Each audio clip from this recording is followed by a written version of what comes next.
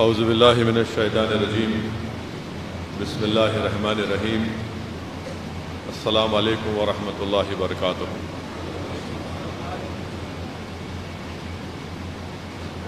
معزز حاضرین اکرام، مجلس اتحاد المسلمین کے معتمد عمومی و سابقہ رکن اسمبلی محترم جناب الحاج احمد پاشا قادری صاحب، مسجد جامع مسجد محمدیہ کے صدر صاحب اور تمام انتظامیہ کمیٹی کے اراکین، مسجد محمدیہ کے امام و خطیب محترم جناب حنیف قادری صاحب، مجلس اتحاد المسلمین بہادر پورہ کے رکن اسمبلی جناب مبین صاحب، معزز حاضرین اکرام، بزرگان قوم اور ملت، میرے غیر نوجوان ساتھیوں، میں سب سے پہلے مسجد ہذا کے انتظامیہ کمیٹی کے صدر اور اراکین کا شکریہ ادا کرتا ہوں کہ انہوں نے آج ماہ رمضان کے تیسرے جمعے کے دن اس مسجد میں جلسہ یوم القرآن کا انعقاد عمل میں لایا اور ہم کو یہاں پر آنے کی دعوت دی۔ میں ان کا شکریہ ادا کرتا ہوں۔ آپ تمام اس بات سے بخوبی واقف ہیں کہ پارلیمانی الیکشن کے انتخابات کے شیڈول کا اعلان ہو چکا ہے اور ضابط اخلاق نافذ ہے، جس کو MCC کہتے ہیں انگریزی میں۔ تو میں کوئی سیاسی بات یہاں پر نہیں کروں گا، نہ ہی آپ سے یہ اپیل کروں گا کہ آپ مجلس اتحاد المسلمین کو ووٹ دیں، کیونکہ یہ ضابط اخلاق نافذ ہے۔ میرے عزیز دوستوں اور بزرگوں، میں جب آج مسجد میں اندر آیا تو خطیب اور امام حضرت مولانا حنیف قادری صاحب اپنا بیان کر رہے تھے، تو محترم نے اپنے بصیرت افروز خطاب میں حضرت علی کرم اللہ وجہ شیر خدا کی شہادت کا ذکر کیا اور ساتھ ہی ساتھ آپ نے جنگ بدر کا بھی ذکر کیا۔ میرے عزیز دوستوں اور بزرگوں، آج 18 رمضان ہے، رمضان مبارک کا مبارک مہینہ ہے، ہم مغفرت کے دہے میں ہیں اور 17 رمضان کو ہجری کے دوسرے سال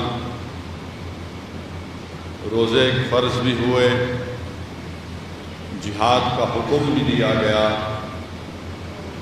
اور حق اور باطل کی پہلی جنگ 17 رمضان کے دن، جس کو ہم جنگ بدر سے یاد کرتے ہیں، اس دن ہوئی۔ علماء کرام نے، مفسرین نے، سیرت نگاروں نے لکھا کہ بدر کا نام اس لیے بدر پڑا کیونکہ وہاں پر ایک ضعیف شخص رہتا تھا جس کا نام بدر بن حارث تھا، اور اسی کے نام سے وہ جگہ مشہور بھی ہو گئی۔ شیخ عبدالحق محدث دہلوی رحمۃ اللہ علیہ لکھتے ہیں کہ اس مقام پر ایک کنواں تھا جس میں چاندنی رات کے دن بدر کامل کو، یعنی چاند کو، پورے مکمل چاند کو دیکھنے کے لوگ آ کر اس کنویں میں دیکھتے تھے، اسی لیے اس کا نام بدر پڑ گیا۔ علماء کرام نے لکھا کہ رسول اللہ صلی اللہ علیہ وسلم کے تمام غزوات میں یہ سب سے اہم غزوہ ہے، جس کو قرآن میں یوم الفرقان کے نام سے یاد کیا جاتا ہے۔ قرآن نے کہا کہ جنگ بدر یوم الفرقان ہے، یہ حق اور باطل کی پہلی جنگ، یہ مسلمانوں اور مشرکوں میں اس دن کے کھلے فرق کا دن ہے، اور اس دن اللہ سبحانہ و تعالیٰ نے مسلمانوں کو ایک بڑی طاقت پر اللہ نے ان کو کامیاب اور کامران کیا۔ علماء کرام نے لکھا، اگر آپ سیرت کی کتابیں پڑھیں گے تو اس میں لکھا ہے کہ یہ جنگ بدر اس لیے ہوئی کیونکہ اللہ کے رسول صلی اللہ علیہ وسلم جب مکہ سے مدینہ ہجرت کیے تو رسول اللہ صلی اللہ علیہ وسلم کے ساتھ کئی صحابہ اکرام یا پہلے یا بعد میں جب مدینہ شریف کو تشریف لائے اللہ کے رسول صلی اللہ علیہ وسلم کے ساتھ، تو ان کا گھر مکے میں مشرکین نے چھین لیا، ان کی دولت ان سے چھین لی۔ بعض صحابہ کرام سے تو ان کے جسم سے کپڑے اتروا دیے، اور جب رسول اللہ صلی اللہ علیہ وسلم کو یہ خبر پہنچی کہ ابو سفیان جو اس وقت تک اسلام قبول نہیں کیے تھے، وہ ایک تجارت کا قافلہ لے کر مدینے کی وادیوں سے مکے کو جا رہے ہیں، اور اگر یہ تجارت جس میں اسلحہ ہے، بڑا ساز و سامان ہے، اگر یہ مکہ پہنچے گا تو یہ مشرکین مکہ مسلمانوں کے خلاف استعمال کریں گے۔ اللہ کے رسول صلی اللہ علیہ وسلم نے صحابہ کرام کو حکم فرمایا کہ نکلو اپنے گھروں سے، ہم کو اس قافلے کو روکنا ہے جس میں اسلحہ ہے، ساز و سامان ہے۔ اور رسول اللہ صلی اللہ علیہ وسلم کے حکم پر صحابہ کرام نکل پڑے، اور رسول اللہ صلی اللہ علیہ وسلم نے اللہ سے دعا کی کہ یا اللہ، یہ جو آج مٹھی بھر لوگ ہیں ان کے جسموں پر کپڑے نہیں ہیں، ان کو کپڑے عطا کر دے، یہ محتاج ہے ان کو عزت عطا کر دے، یہ بھوکے ہیں ان کو رزق عطا کر دے، یا اللہ ان کے پاس سواری نہیں ہے ان کو سواری عطا کر دے۔ اور صحابہ کرام رسول اللہ صلی اللہ علیہ وسلم کے ساتھ جب مدینہ شریف سے نکلے تو ابو سفیان راستے میں ان کو اونٹ کی مینگنیاں نظر آتی ہیں۔ ابو سفیان اونٹ کی مینگنیوں کو توڑ کر دیکھتے ہیں تو اس میں گٹلیاں نکلتی ہیں کھجور کی، کیونکہ اللہ کے رسول صلی اللہ علیہ وسلم اپنے جاسوس پہلے ہی روانہ کر دیے تھے کہ ابو سفیان جو قافلہ لے کر جا رہے ہو اس کا تعاقب کرو، اس کے موومنٹس کی اطلاع لو۔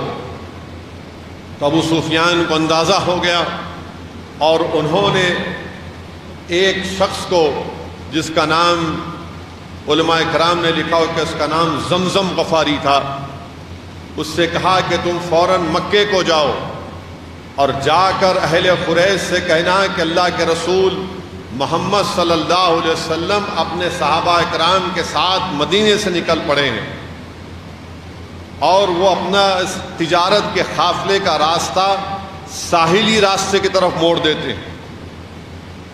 اللہ کے رسول صلی اللہ علیہ وسلم صحابہ کرام کے ساتھ نکلتے ہیں، تو جب یہ زمزم غفاری مکے کو پہنچتا ہے، اس سے پہنچنے سے پہلے علماء کرام نے لکھا کہ ایک خواب رسول اللہ صلی اللہ علیہ وسلم کی پھوپھی حضرت عاتکہ بن عبد المطلب خواب دیکھتی ہیں، اور خواب یہ دیکھتی ہے کہ کعبۃ اللہ شریف میں اونٹ پر کوئی لوگ آ کر پکار کر کہہ رہا ہے کہ اہل قریش تم تیار ہو جاؤ، تمہاری تباہی اور بربادی ہونے والی ہے۔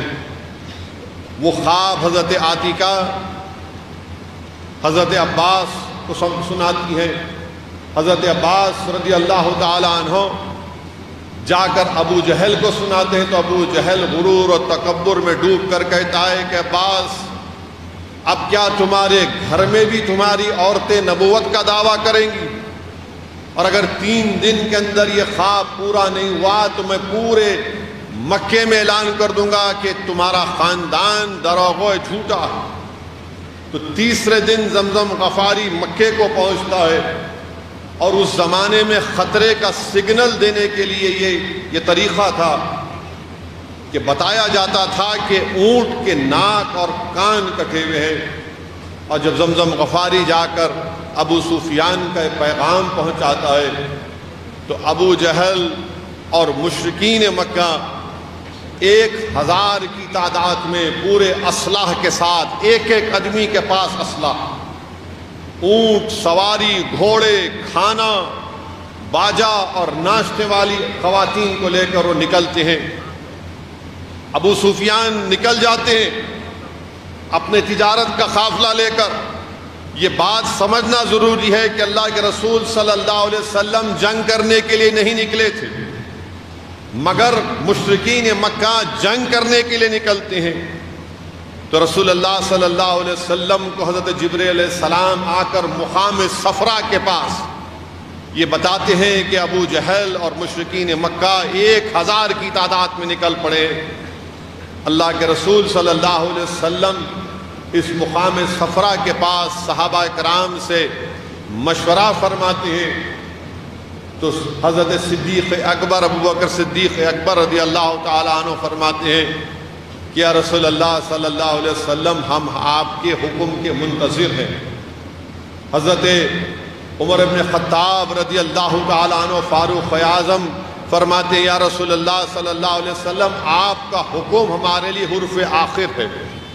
حضرت مقداد کھڑے ہو کر فرماتے ہیں یا رسول اللہ صلی اللہ علیہ وسلم آپ کو جو اللہ نے کہا آپ کر گزری، ہم آپ کے ساتھ ہیں۔ ہم قوم موسیٰ کی طرح نہیں ہیں جو یہ کہیں گے کہ آپ اور اللہ جا کر ان سے مقابلہ کریں۔ حضرت سعد بن عبادہ رضی اللہ تعالیٰ عنہ کھڑے ہو کر کہتے ہیں یا رسول اللہ صلی اللہ علیہ وسلم اگر آپ ہم کو سمندر میں کودنے کے لیے کہیں گے تو ہم کود جائیں گے۔ اللہ کے رسول صلی اللہ علیہ وسلم ان تمام کے لیے دعا فرماتے ہیں۔ رسول اللہ صلی اللہ علیہ وسلم اس مقام کا جنگ بدر کا معائنہ کرتے، وہاں پر رسول اللہ صلی اللہ علیہ وسلم کے لیے ایک عریش بنایا جاتا ہے، ایک چھوٹا سا ٹینٹ بولیے، اور رسول اللہ صلی اللہ علیہ وسلم اس جگہ پر اس میدان میں اس مقام کی نشاندہی کرتے کہ کل یہاں پر عتبہ مارا جائے گا، کل یہاں پر ابو جہل مارا جائے گا۔ اور اللہ کے رسول صلی اللہ علیہ وسلم رات میں اللہ کی بارگاہ میں سرب سجود ہیں اور گر گڑا کر آنکھ سے آنسو مبارک جاری ہیں، اور رسول اللہ صلی اللہ علیہ وسلم دعا فرما رہے ہیں کہ یا اللہ یہ جو مٹھی بھر لوگ اگر کل ہار جائیں گے تو صبح قیامت تک تیرا نام لینے والا نہیں ہوگا، اللہ کامیاب کر دے۔ حدیث شریف میں آیا ہے کہ اللہ کے رسول صلی اللہ علیہ وسلم اتنی رفقت آمیز دعا کرتے ہیں کہ آپ کے کھندے مبارک سے آپ کی کملی گر جاتی ہے۔ صدیق اکبر اٹھتے ہیں، اللہ کے رسول صلی اللہ علیہ وسلم سے لپیٹتے ہیں، کہتے ہیں کہ یا رسول اللہ صلی اللہ علیہ وسلم اللہ آپ کو غالب کرے گا، کل اللہ آپ کو غالب کرے گا۔ صبح ہوتی ہے، اللہ کے رسول صلی اللہ علیہ وسلم جہاد پر خطبہ دیتے ہیں اور مسلمانوں کی فوج کی صفوں کو سیدھا کرتے ہیں، تو رسول اللہ صلی اللہ علیہ وسلم دو کم سن بچوں کو دیکھتے ہیں، ان کا نام حضرت معاذ حضرت معوذ تھا رضی اللہ تعالیٰ۔ اللہ کے رسول صلی اللہ علیہ وسلم حضرت معاذ کو صف میں رکھتے ہیں، حضرت معوذ کو ہٹا دیتے ہیں، تو وہ کہتے ہیں یا رسول اللہ صلی اللہ علیہ وسلم میں قد میں چھوٹا ہوں، عمر میں چھوٹا ہوں، مگر آپ کشتی کرا کر دیکھ لیجئے میں اپنے بھائی کو ہرا دوں گا۔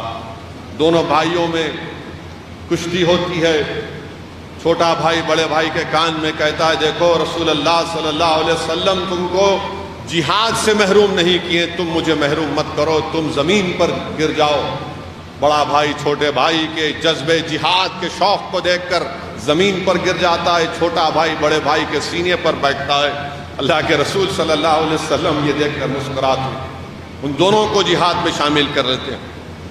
پھر رسول اللہ صلی اللہ علیہ وسلم کے ہاتھ مبارک میں ایک تبر کی لکڑی ہے اور مسلمانوں کی فوج کی صفوں کو سیدھا کر رہے ہیں۔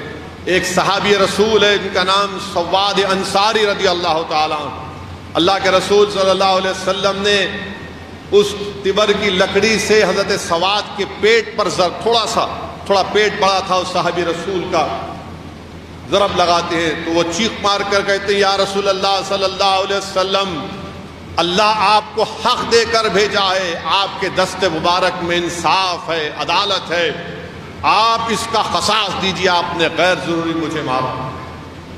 آپ دیکھیے ایک فوج ہے، کمانڈر ان چیف ہے، اور اگر کوئی سپاہی اپنے کمانڈر ان چیف سے آج کے دن میں کہے گا کہ تم نے ایسا کیوں کیا، تو کمانڈر ان چیف بولے گا اس کا کورٹ مارشل کر دو۔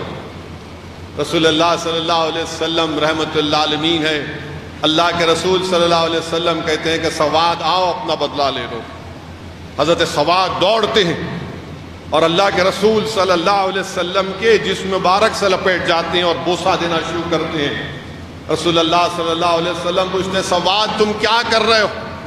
حضرت سواد انصاری کہتے ہیں یا رسول اللہ صلی اللہ علیہ وسلم میری موت میرے سامنے ہے، زندگی کی آخری لمحوں میں ہوں، میں چاہتا ہوں کہ اس دنیا سے جانے سے پہلے اپنے جسم کو آپ کے جسم سے مس کر لوں۔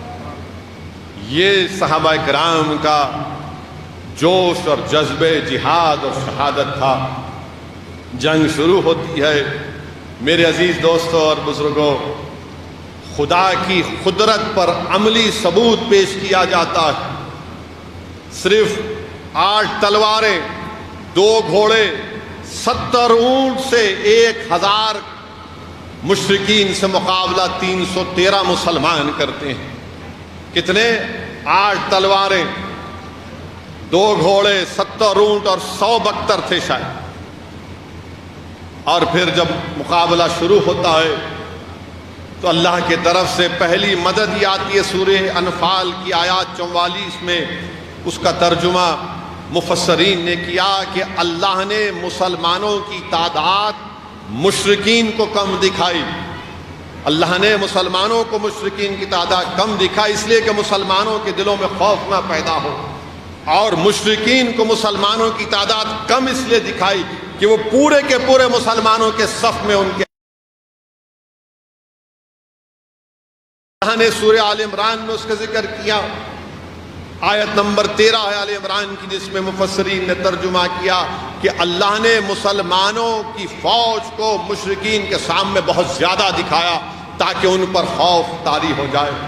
پھر تیسرا اللہ نے سورہ انفال کی آیت نمبر 9 میں اس کا مفسرین نے ترجمہ کیا، اللہ نے فرشتوں کو نازل کیا۔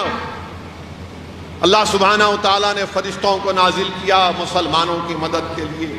پھر چوتھی مدد کا ذکر سورہ انفال میں آیا کہ اللہ کے رسول صلی اللہ علیہ وسلم اپنے ہاتھ میں کنکریاں اٹھاتے اور مشرکین کی طرف اٹھا کر پھینکتے اور کہتے شاہت الوجوہ شاہت الوجوہ۔ تو اللہ فرما رہا ہے کہ میرے محبوب یہ آپ نہیں پھینک رہے ہیں، ہم پھینک رہے ہیں۔ اور پھر جس جگہ پر مشرکین نے جگہ منتخب کی تھی انہوں نے پانی کے کنویں پہ قبضہ کر لیا، تو اللہ نے بارش کو نازل کیا اور مسلمانوں کو پانی پینے کو ملا۔ تو بہرحال میرے عزیز دوستوں اور بزرگوں، اللہ سبحانہ و تعالیٰ نے رسول اللہ صلی اللہ علیہ وسلم اور صحابہ کرام کو کامیاب کیا، اور ہم کو اس سے سبق یہ ملتا ہے کہ مسلمان طاقت پر قوت پر بھروسہ نہیں کرتا، مسلمان خدا کی قدرت پر بھروسہ کرتا ہے۔ مسلمان خدا کی قدرت پر بھروسہ کرتا ہے۔ مسلمان تعداد نہیں دیکھتا، حق کے لیے، حق کی سربلندی کے لیے مسلمان اپنا سب کچھ قربان کرتا ہے۔ یہ پہلا سبق اور درس ہم کو جنگ بدر سے اس کا ملتا ہے۔ یہ جو دوست بھائی تھے معاذ اور موز، وہ جنگ میں ہیں اور جا کر ایک صحابی رسول سے پوچھتے ہیں کہ بتاؤ ابو جہل کہاں ہے؟ تو ایک صحابی رسول بولتے ہیں دیکھو ابو جہل یہ ہے۔ تو دونوں بھائی جا کر ابو جہل پر لپکتے ہیں۔ ابو جہل کے ایڑی پر ایک بھائی تلوار مارتے ہیں، دوسرا بھائی کسی اور جسم کا تلوار مارتا ہے۔ ابو جہل پلٹا کر ایک بھائی کو تلوار سے مارتا، زخمی، دونوں کو زخمی کر دیتا ہے۔ تو ایک بڑے بھائی کا حضرت معاذ رضی اللہ تعالی عنہ کا کھندے پر تلوار کی مار پڑتی ہے، وہ لٹکتا ہے کھندا۔ وہ دوڑتے ہوئے رسول اللہ صلی اللہ علیہ وسلم کے پاس جاتی ہے، یا رسول اللہ میرا کھندا لٹک رہا ہے۔ اللہ کے رسول صلی اللہ علیہ وسلم اس پر اپنا لعاب دہن لگاتے ہیں، وہ کھندا اچھا ہو جاتا ہے، بلکہ عثمان غنی ذوالنورین کہ خلافت تک وہ زندہ تھے اور کئی انہوں نے جنگوں میں حصہ لیا تھا۔ پھر ایک صحابی رسول، ان کا نام ہے حضرت عکاشہ رضی اللہ تعالیٰ عنہ، جنگ ہو رہی ہے، رسول اللہ صلی اللہ علیہ وسلم سے آ کر کہتے ہیں یا محمد صلی اللہ علیہ وسلم میری تلوار ٹوٹ گئی۔ اللہ کے رسول صلی اللہ علیہ وسلم ان کو لکڑی اٹھا کر دیتے، لو اس سے مقابلہ کرو۔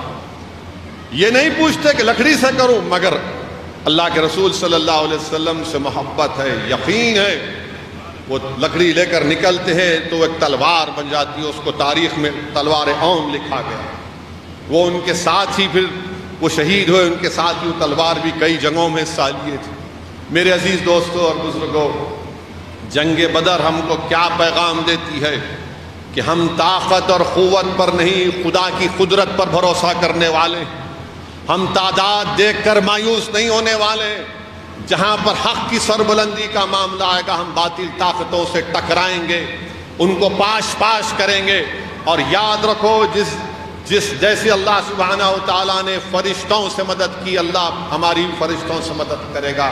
شرط یہ ہے کہ ہم اللہ کی قدرت پر کامل یقین کریں، ہم اپنے دلوں میں جذبہ جہاد اور شہادت کو زندہ رکھیں، اس کو زندہ رکھیں۔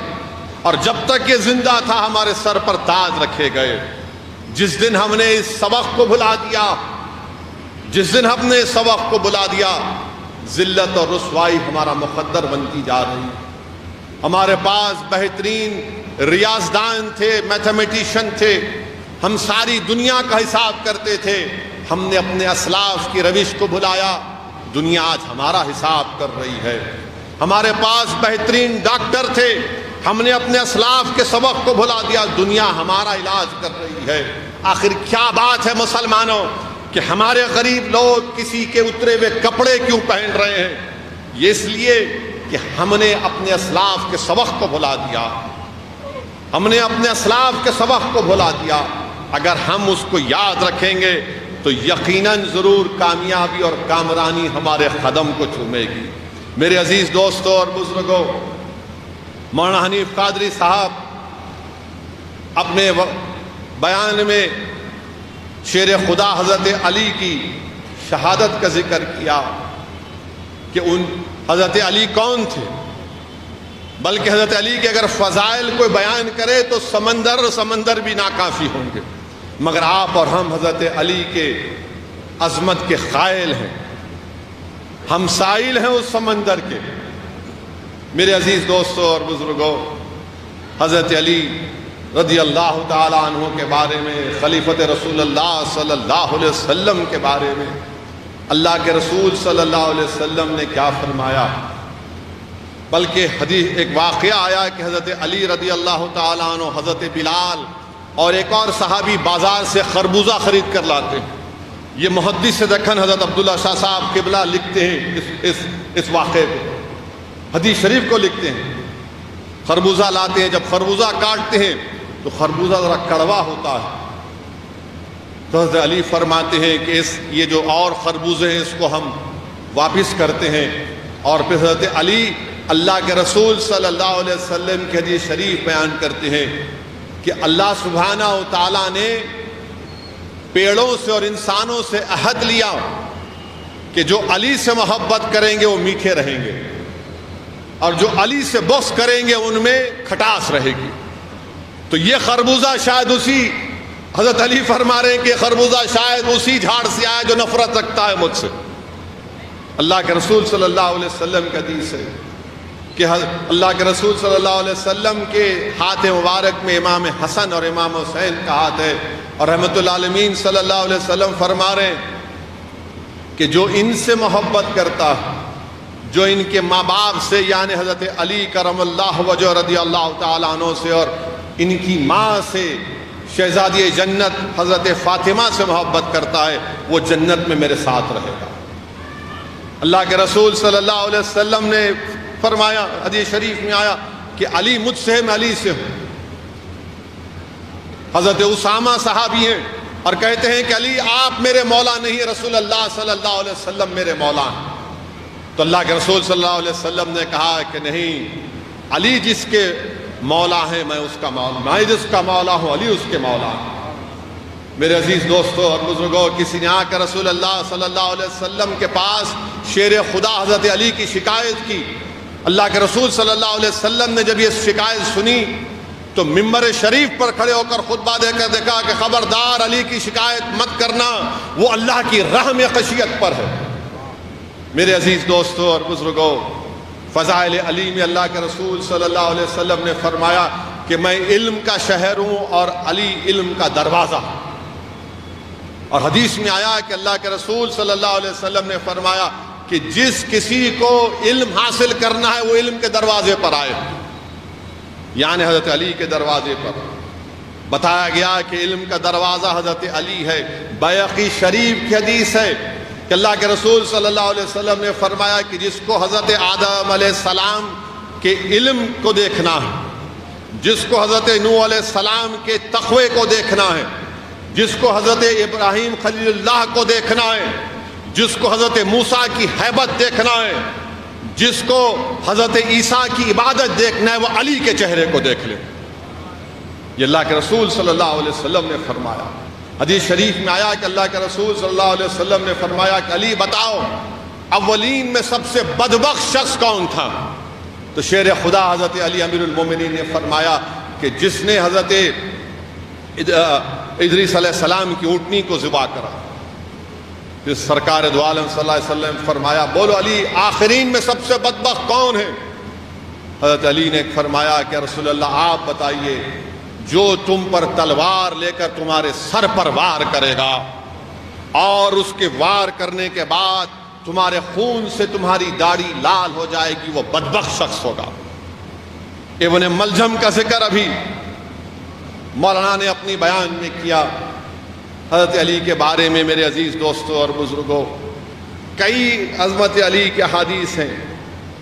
پھر رسول اللہ صلی اللہ علیہ وسلم نے فرمایا کہ میں نے اپنی بیٹی کا نکاح علی سے اس لیے کیا کیونکہ یہ اللہ کا حکم تھا کہ میں اپنی بیٹی کا نکاح حضرت علی سے کروں۔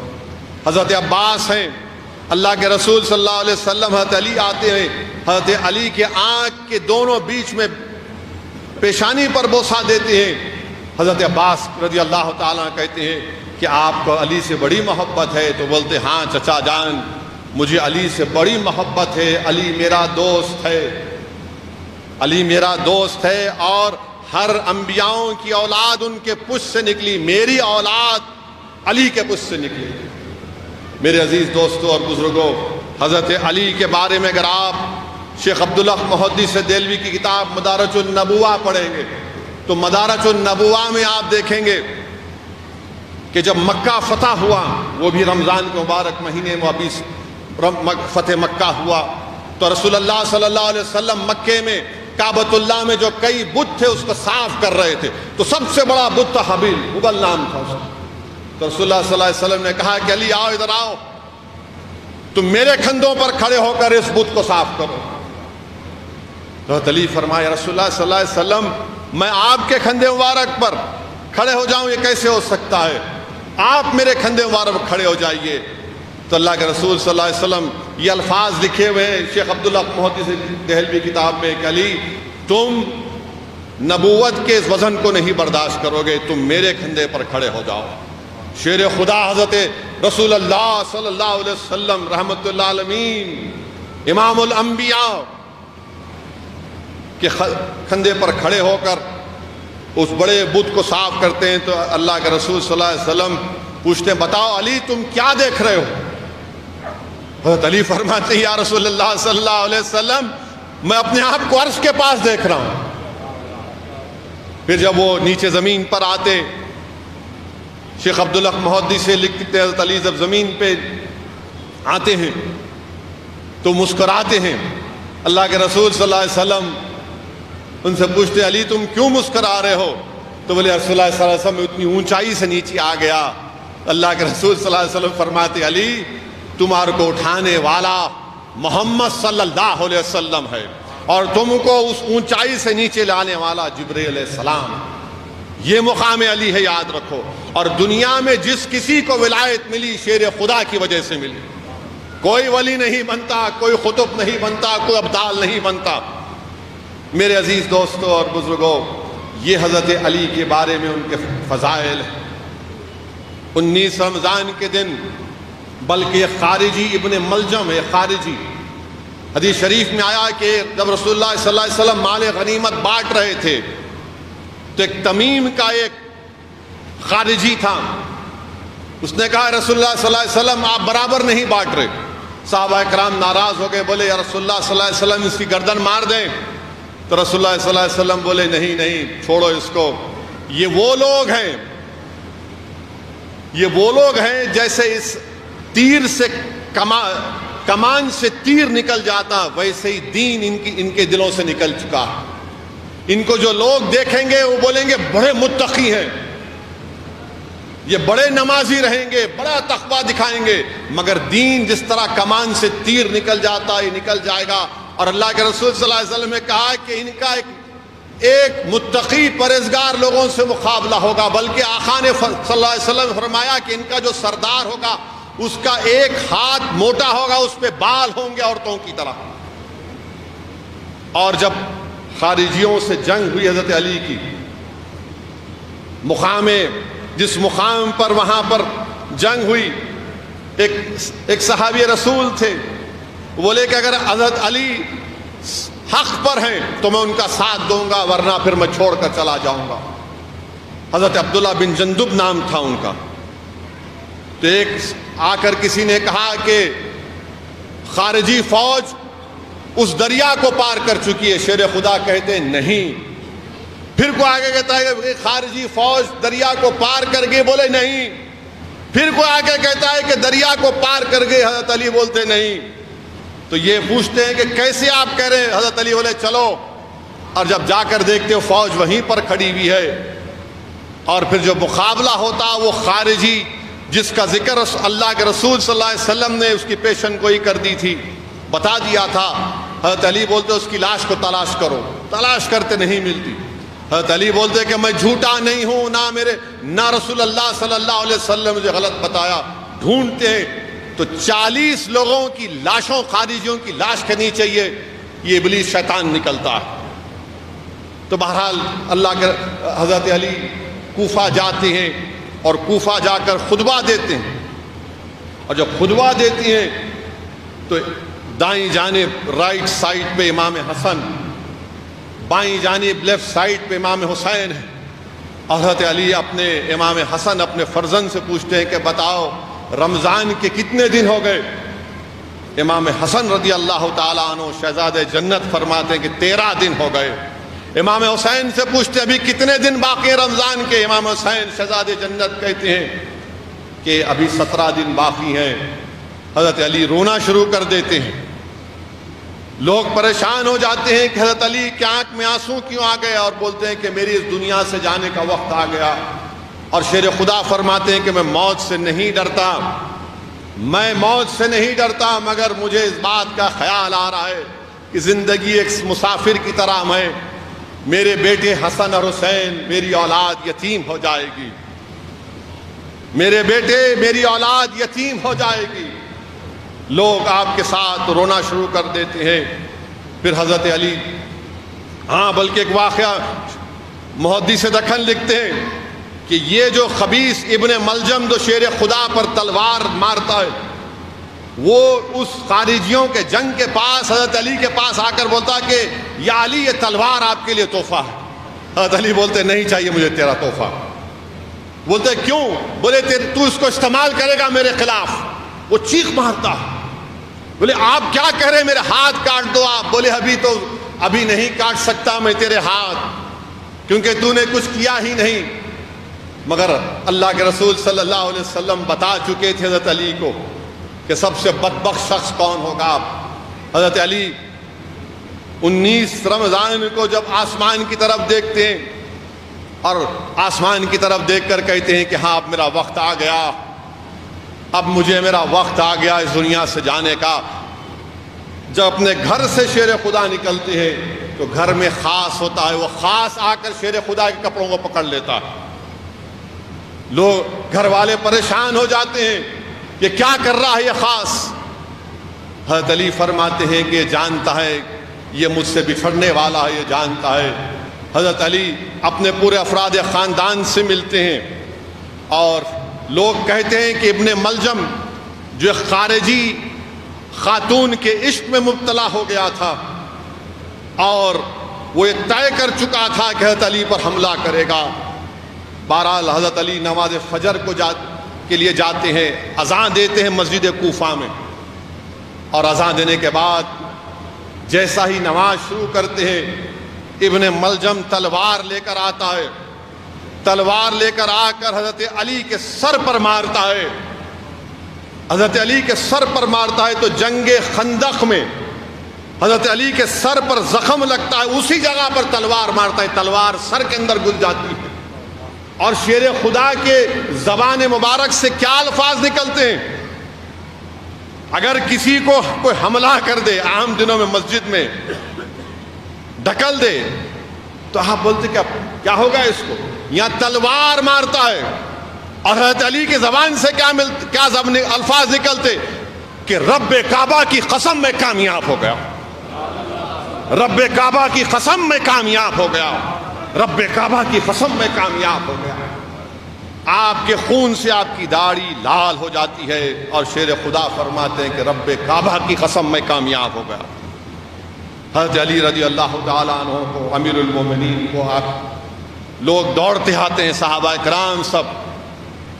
حضرت علی رضی اللہ تعالیٰ عنہ فرماتے ہیں کہ میرا رخ قبلے کی طرف کرو, اور کہتے ہیں کہ اللہ تو گواہ رہنا میں نے تیری کوئی نماز نہیں چھوڑی, اللہ تو گواہ رہنا کہ سورج نکلنے سے پہلے میں تیری عبادت کرتا تھا, رات کے اندھیروں میں تیری عبادت کرتا تھا, اور آج واللہ میں تیری عبادت مکمل کر رہا ہوں. لوگ اس زمانے میں جو بھی حکیم ڈاکٹر تھے ان کو بلاتے ہیں, وہ اپنی سربے سے امامے کو نکال کر تکلیف میں کہتا ہے کہ کچھ نہیں کر سکتے, اس تلوار میں زہر آلودہ تلوار تھی. سب پوچھتے ہیں حضرت علی سے کہ کس نے مارا آپ کو, حضرت علی کہتے ہیں کہ ٹھہرو ابھی آئے گا, وہ ٹھہرو ابھی آئے گا. ابن ملجم اپنے گھر کو جاتا ہے تو اس کا بھائی اس کو پوچھتا ہے تو کیا کر رہا, کیا کر کے آیا, تو حیبت میں کہتا ہے کہ میں نے حضرت علی کو تلوار مار دی. اس کا بھائی اس کو گھسیٹتے ہوئے اس مسجد میں لے کر آتا ہے, اس جگہ پر لے کر آتا ہے. حضرت علی بولتے ہیں یہ شخص اس نے مجھے مارا, اور حضرت علی بولتے ہیں کہ تو نے کیوں مارا مجھے, تو نے کیوں مارا مجھے. تو خیر لمبا قصہ ہے. حضرت علی رضی اللہ تعالیٰ عنہ کیا وصیت کرتے ہیں سنو آپ. اگر کوئی مجھے مارے تلوار یا کچھ مارا تو ہم بولتے ہیں سامنے مارنے والا دکھا تو یہاں پہلے اس کا کام پہچان لو. شیر خدا کیا بولتے ہیں کہ نہیں, اس کو کچھ نہیں کرنا, اس کو قید خانے میں ڈالو, ٹھنڈا پانی اس کو دو, عدالت میں مقدمہ چلاؤ, اور میری وصیت یہ ہے کہ اس نے ایک ہی وار مجھ پر مارا تھا, ایک ہی وار میں اس کی گردن کم کر دے رہا. اور پھر حضرت علی کے سامنے یہ ابن ملجم, یہ ابلیس کھڑا ہوا ہے. حضرت علی کے سامنے کو لا کر ایک شربت کا پیالہ دیتے ہیں. حضرت علی کہتے ہیں اس کو پلاؤ پہلے. کیا کوئی اپنے قاتل کو پلاتا ہے پانی, بتاؤ آپ. حضرت علی کہتے ہیں پلاؤ اس کو. ابن ملجم ملون کہتا ہے میں نہیں پیوں گا, اس میں زہر ہوگا. اور حضرت علی کیا فرماتے ہیں, اے کم نصیب حضرت علی, اگر تو یہ پی لیتا نا یہ پانی تو آب کوثر پر میں نہیں پلاتا, پہلے تجھے پلاتا تھا, مگر تو آج اس سے بھی محروم ہو گیا. پھر حضرت علی فرماتے ہیں کہ اب سب یہاں سے چلے جاؤ, اس کمرے کو چھوڑ کر چلے جاؤ. سب چلے جاتے ہیں. محدث دکن عبداللہ شاہ صاحب قبلہ رحمۃ اللہ لکھتے ہیں کہ جب سب چلے جاتے کمرے کو چھوڑ کر تو لا الہ الا اللہ محمد رسول اللہ کی صدائیں اس کمرے سے آتی. لا الہ الا اللہ محمد رسول اللہ کی صدائیں آتی ہیں, اور پھر آواز ختم ہو جاتی. حضرت علی اللہ کے پاس چلے جاتے ہیں. پھر آواز آتی ہے کہ حضرت علی اللہ کے پاس چلے گئے ہیں. پھر آواز آتی ہے کہ آپ ہٹ جاؤ. پھر اس کمرے میں آواز آتی ہے کہ اللہ کے دوست کے پاس سے ہٹ جاؤ. پھر آواز آتی ہے کہ اب کون علی کا کام کرے گا, تو پھر آواز آتی ہے وہی علی کا کام کریں گے جو علی کے نقش قدم پر چلنے کے لیے تیار. اور پھر جب دوبارہ حکومت ہے کہ باؤ تو کیا دیکھتے ہیں کہ شیر خدا حضرت علی کے جسم کو غسل بھی دے دیا گیا، کفن بھی دے دیا گیا۔ میرے عزیز دوستو اور بزرگوں، یہ شیر خدا ہے۔ اور قرآن کریم میں سورہ بقرہ میں اگر آپ پڑھیں گے تو اللہ فرما رہا ہے کہ ان شہیدوں کو مردہ مت کہو، ان شہیدوں کو مردہ مت کہو، یہ زندہ ہیں، تم کو نہیں معلوم اللہ ان کو رزق دیتا ہے۔ تو بلکہ علماء مفسرین نے، علماء کرام نے لکھا ہے کہ شہیدوں کو کے بارے میں مردہ سوچنا بھی غلط ہے، سوچنا بھی غلط ہے، وہ زندہ ہیں۔ بعض علماء کرام نے لکھا کہ وہ جسمانی طور پر بھی اور روحانی طور پر بھی زندہ ہیں۔ شہداء جو ہے وہ جسمانی طور پر بھی اور روحانی طور پر بھی زندہ ہیں۔ اب آپ بولیں گے کیا بات کر رہے ہیں، قرآن کہہ رہا ہے سورہ بقرہ میں۔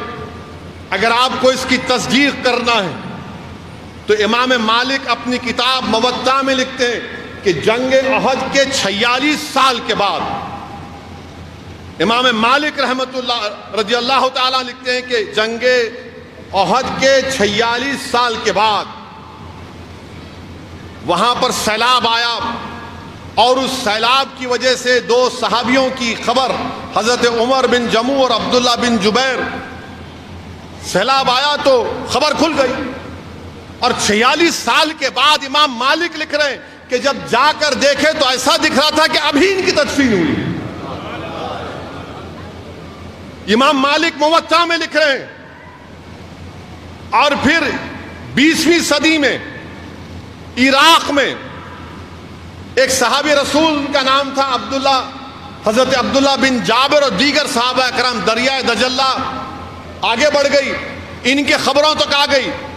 تو 1300 سال کے بعد جب ان کی خبروں کو کھود کر، کیونکہ پانی دجلہ کا آگے آ گیا، ان کی خبر کو کھودا گیا تو ایسا نظر آ رہا تھا کہ پھر وہی کلی ان کو تدفین ہوئی۔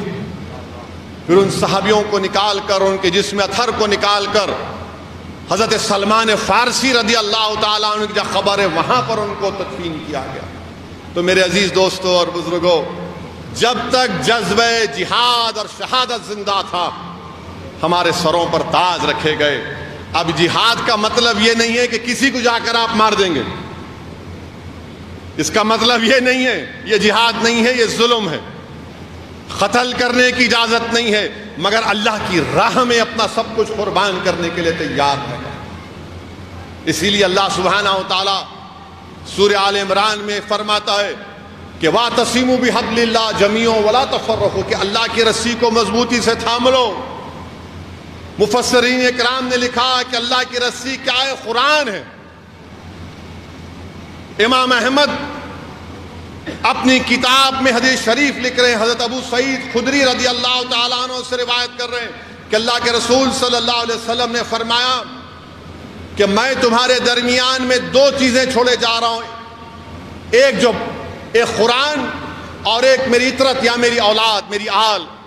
ایک جو سب سے بڑا ہے، رسول اللہ صلی اللہ علیہ وسلم نے کیا فرمایا کہ میرا یہ قرآن زمین اور آسمان کو کور کرے ہوئے، اور یہ دونوں جدا نہیں ہوں گے بلکہ دونوں ایک ساتھ قرآن اور آل رسول آب کوثر پر آئیں گے۔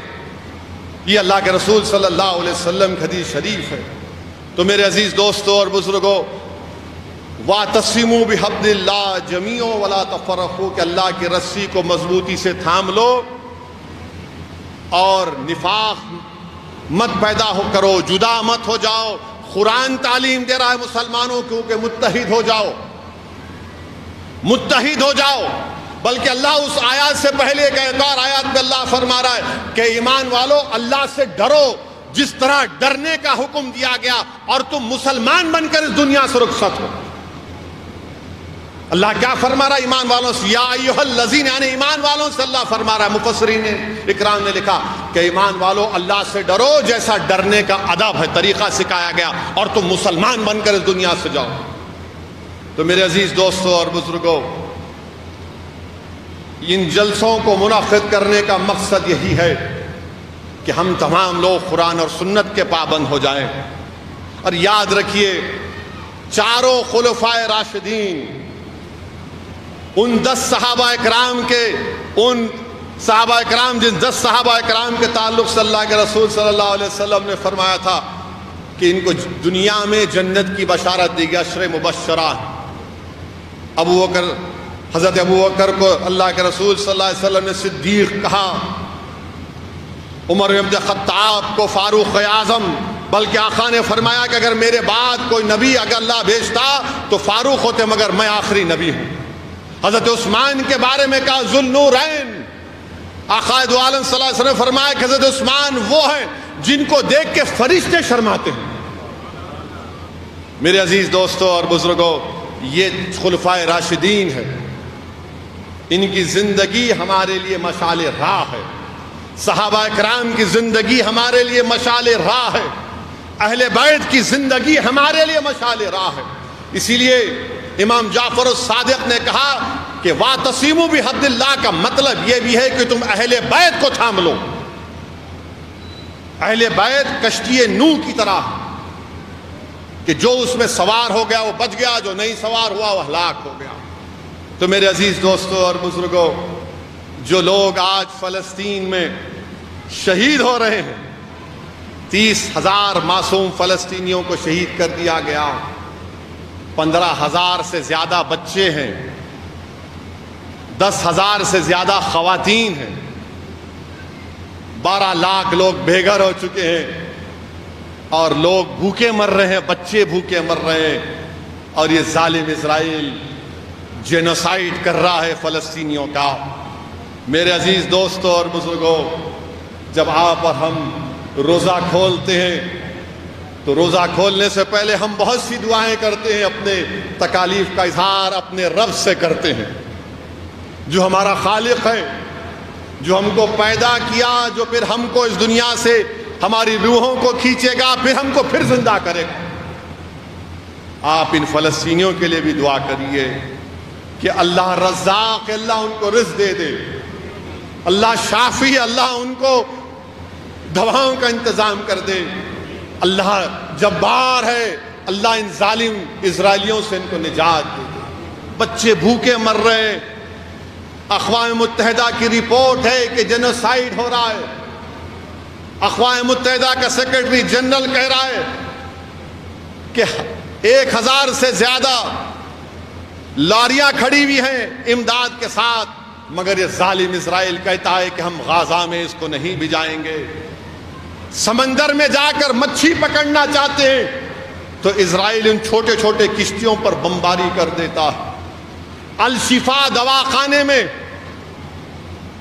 80 سے زیادہ مسلم خواتین کی عصمت ریزی اسرائیل نے کی،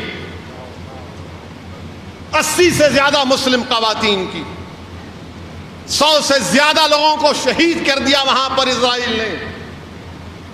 بلکہ شفا دواخانے کے سامنے قبرستان سے لاشوں کو نکال کر یہ ظالم اسرائیلی اپنے فوج کے کتوں کو کہتے ہیں کھاؤ ان لاشوں کو۔ یہ ظلم اسرائیل کر رہا ہے، مگر ہم اللہ سے نا امید نہیں ہیں۔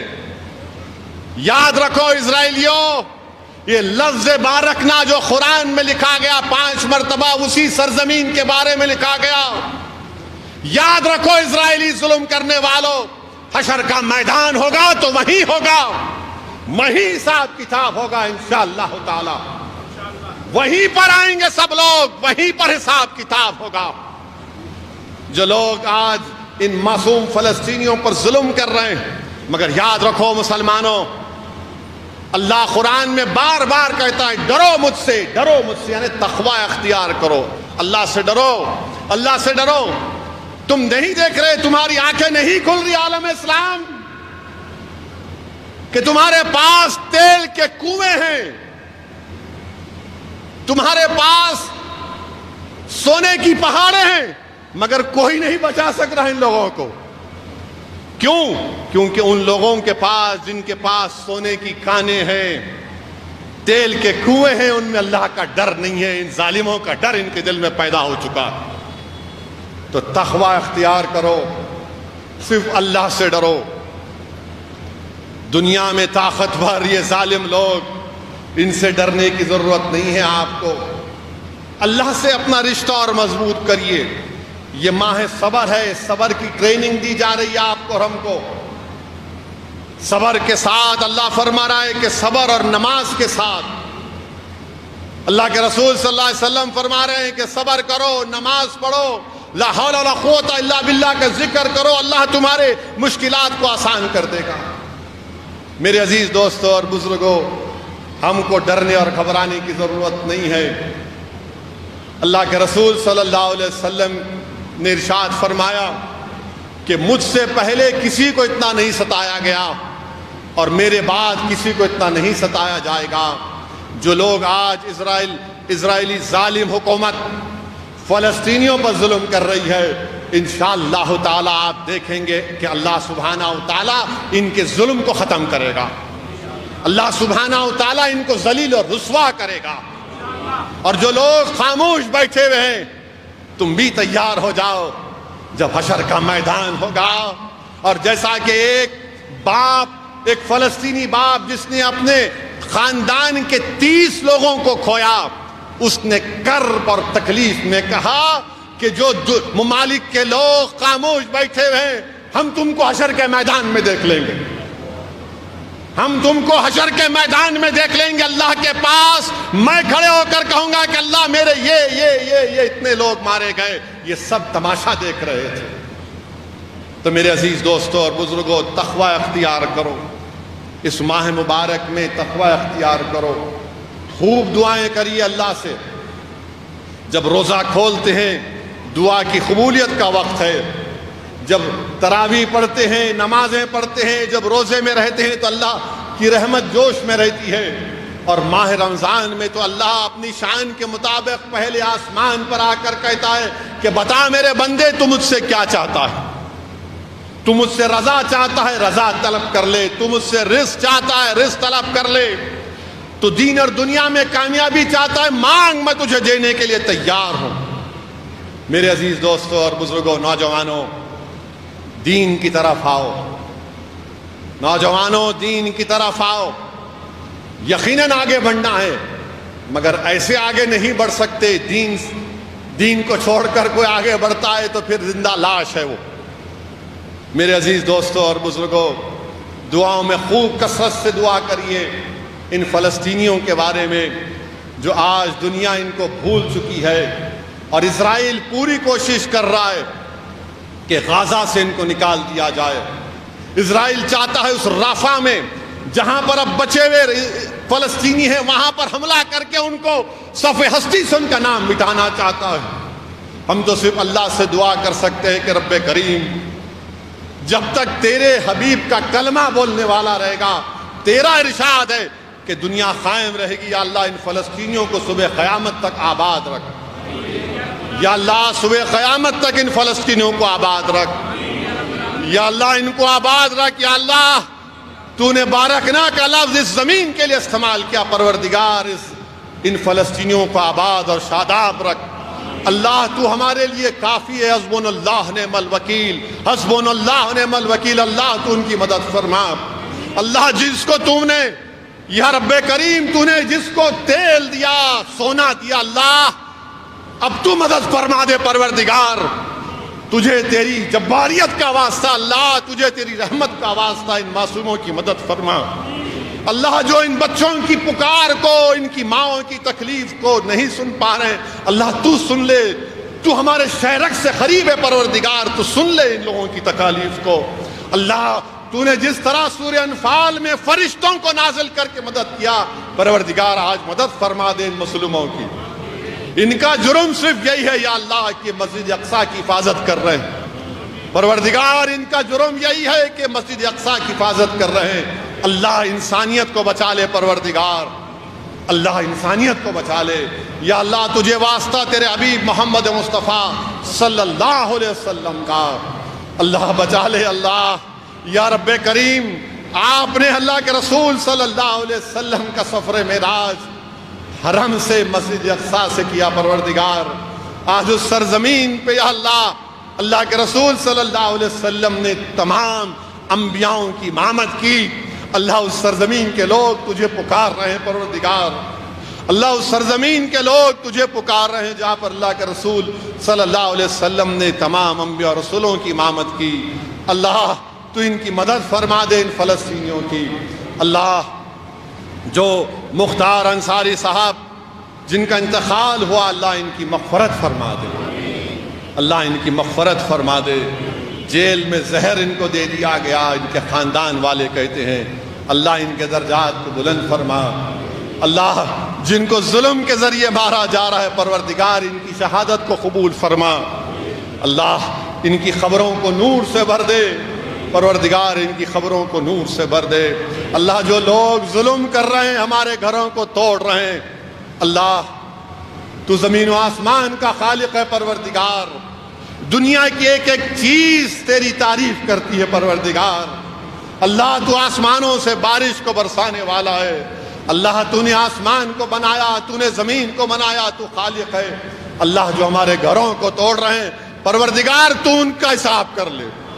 پروردگار جو ہم کو کمزور سمجھ کر ہم کو مٹانا چاہتے ہیں، اللہ تو ان کو مٹا لے۔ اللہ ہم کو متحد کر دے، اللہ ہم کو متحد کر دے، اللہ ہم کو ہدایت دے کہ ہم تیرے قرآن کو اپنا لیں۔ اللہ ہم کو ہدایت توفیق دے کہ ہم تیرے حبیب کی سنت کو اپنا لیں۔ اللہ ہم کو ہدایت اور توفیق دے کہ ہم ان چاروں خلفائے راشدین سے اہل بیت سے محبت کریں، ان کی زندگی ہمارے لیے مشعل راہ بنا دے۔ اللہ تجھے تیرے اولیاء اللہ کا واسطہ پروردگار، اللہ تجھے سرزمین ہند کے اولیاء اللہ کا واسطہ، پروردگار تجھے خواجہ ہند الولی کا واسطہ، پروردگار تجھے دلی کے 22 خواجہوں کا واسطہ، اللہ تجھے اورنگ آباد کی سرزمین پر وہ اولیاء اللہ کا واسطہ، حضرت مسافر شاہ صاحب کا واسطہ، اللہ تجھے واسطہ برہان الدین غریب کا واسطہ، اللہ تجھے سرزمین حیدرآباد کے اولیاء اللہ کا واسطہ۔ یا اللہ لاز رکھ لے ہماری، اللہ لوگ ہم کو مٹانے کی کوشش کر رہے ہیں پروردگار، اللہ لوگ ہماری شناخت کو ختم کرنا چاہ رہے ہیں، اللہ لوگ ہماری مسجدوں کو چھیننا چاہ رہے ہیں، اللہ لوگ ہمارے حجابات کو چھیننا چاہ رہے ہیں۔ اللہ تو زندہ رکھ ہم کو، اور طاقت کے ساتھ عزت کے ساتھ زندہ رکھ۔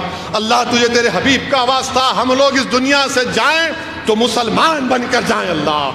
اللہ جب ہم اس دنیا سے جائیں تو مسلمان بن کر جائیں۔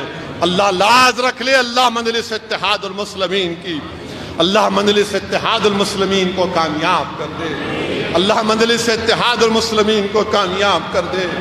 اللہ ذلیل اور رسوائی سے ہم کو بچا لے۔ اللہ وہ مراد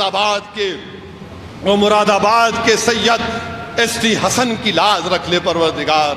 اللہ دنیا میں عزت دینے والے آپ ہیں، ذلت دینے والے آپ ہیں، اقتدار دینے والے آپ ہیں۔ اللہ ہماری لاز رکھ لے پروردگار ہمارے وطن عزیز کو امن کا گہوارہ بنا دے۔ اللہ ہمارے وطن عزیز کو امن کا گہوارہ بنا دے۔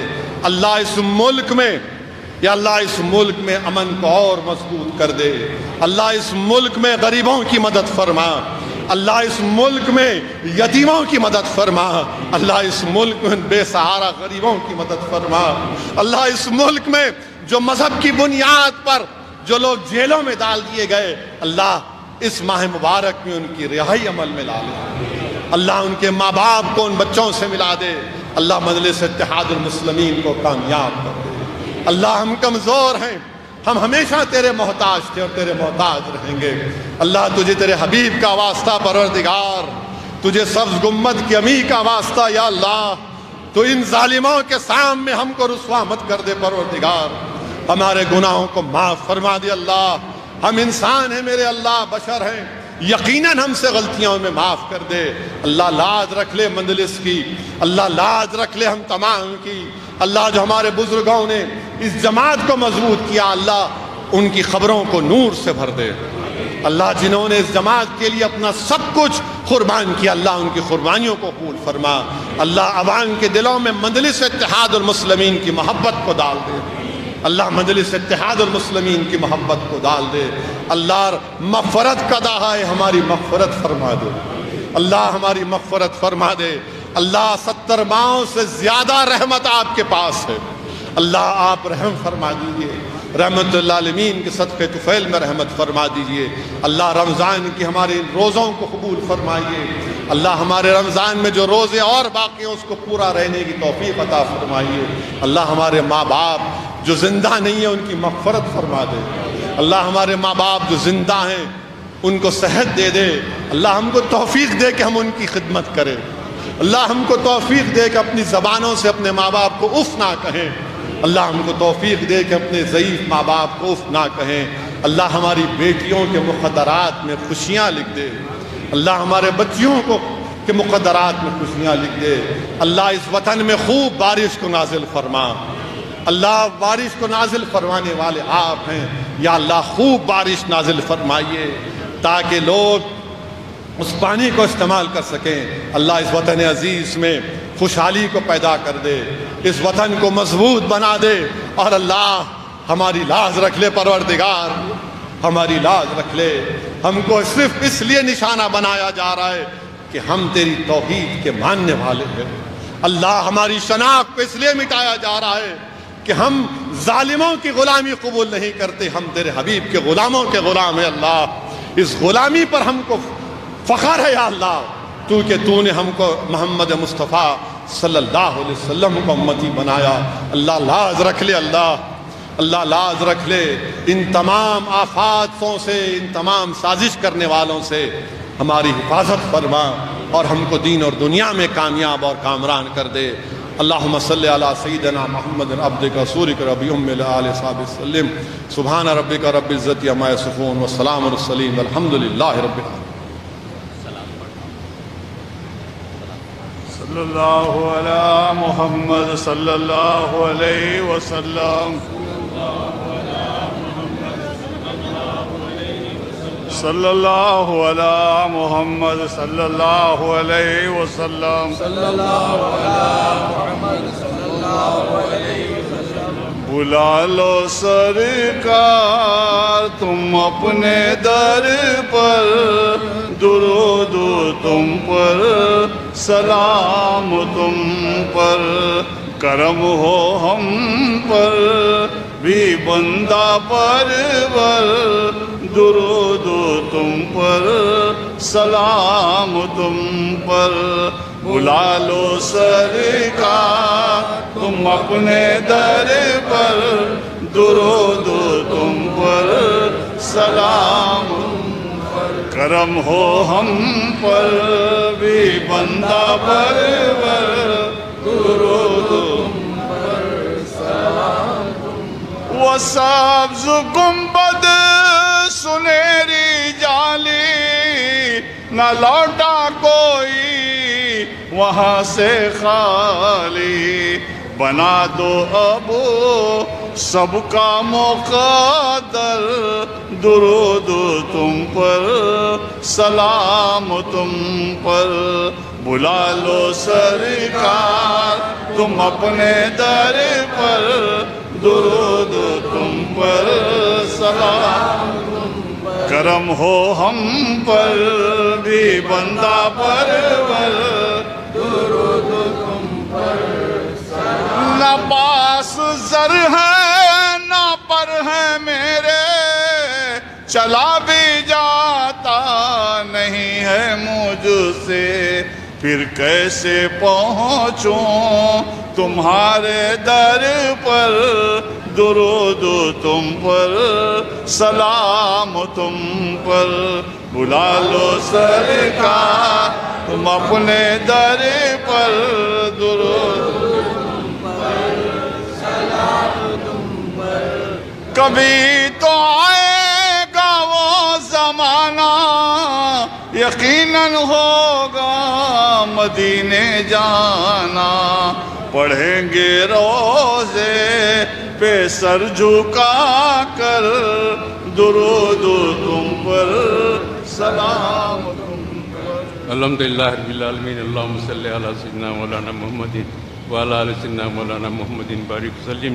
جلسے ام القرآن کے بانیان حضرت فقر ملت و سالار ملت کے اللہ تعالیٰ قبر کو نور سے منور کر دے، ان کے درجات میں بلندی عطا کرے، نقیب ملت حبیب ملت کی عمر دراز کرے، تمام مسلمانوں کو حفظ و امان میں رکھے۔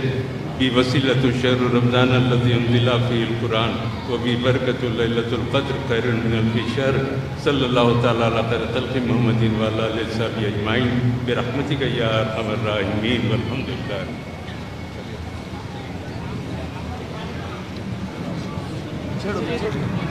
چڑھیے آپ.